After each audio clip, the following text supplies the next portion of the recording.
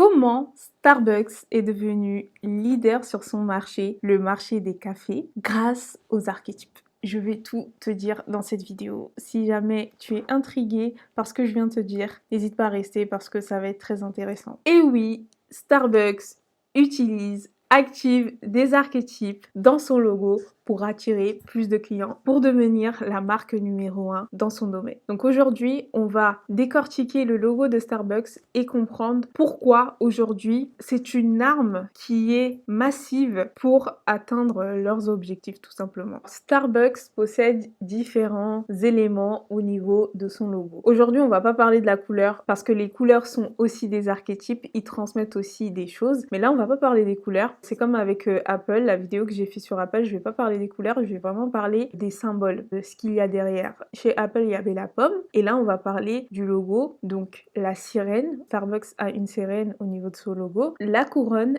et l'étoile. Donc ces trois éléments, donc ces trois archétypes, et c'est ça que je vais expliquer dans cette vidéo. Donc le premier élément, c'est l'élément de la sirène. La sirène est un archétype de magnétisme. Quand on parle de la légende derrière la sirène, on sait que la sirène, via son chant, donc la communication, via son enchantement, elle attire des marins. Les marins sautent dans l'eau et voilà, ils disparaissent. Les sirènes les emmènent au profond des océans. Et donc, via cette légende, dans l'inconscient collectif, la sirène est vue comme un symbole d'enchantement, de magnétisme, d'attraction. En gros, son chant, il est tellement envoûtant que les marins se jettent à l'eau et meurent. Donc, pour donner un exemple, c'est pour illustrer à quel point le magnétisme de la sirène, il est intense. Et du coup, ils ont décidé justement de manière consciente d'utiliser la sirène au niveau de leur logo parce que la sirène, elle va agir de la même manière. Pas jusqu'à tuer leurs clients, bien évidemment. La sirène, elle va jouer d'un tel magnétisme. En fait, les clients, à travers la connexion perpétuelle avec ce logo, donc à force de voir le logo, à force de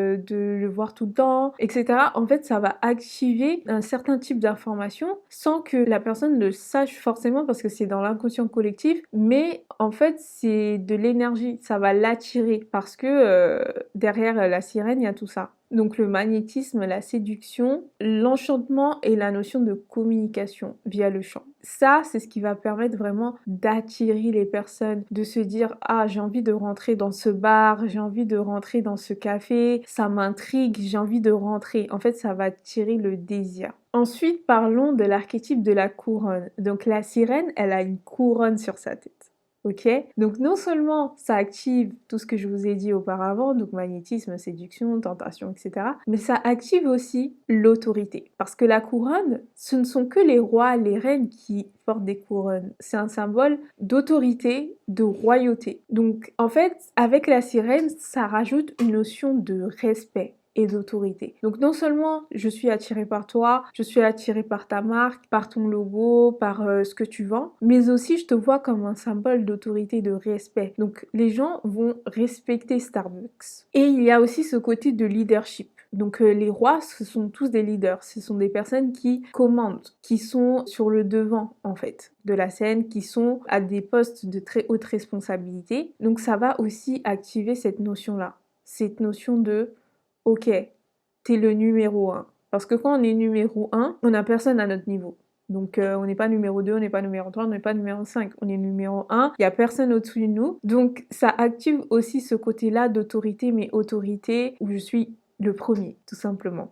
Et cerise sur le gâteau, au-dessus de cette couronne, il y a une étoile qui est aussi un archétype, et c'est un archétype qui symbolise le succès. Donc le succès, la reconnaissance, l'authenticité, le fait de se distinguer. Quand vous voyez une étoile, c'est quand il fait noir, quand c'est la nuit, quand il fait sombre, et quand vous la voyez, vous voyez qu'elle brille, en fait, vous pouvez pas louper une étoile dans le ciel. Et ben, en fait, ça, ce côté-là de briller, de se différencier. Après, l'archétype de l'étoile est un peu différent du soleil parce que le soleil, il n'y en a qu'un, donc ils ont à peu près les mêmes énergies, le soleil et l'étoile. Sauf que l'étoile, il y en a plusieurs. Il y a plusieurs étoiles, il n'y a pas qu'une étoile qui brille dans le ciel, mais il y a ce côté de « je me distingue des autres ». Je me distingue de tout ce qui est sombre. Je me distingue de tout ça. C'est un symbole de succès, de célébrité. Quand on va sur le boulevard à Hollywood, il y a des étoiles sur le sol.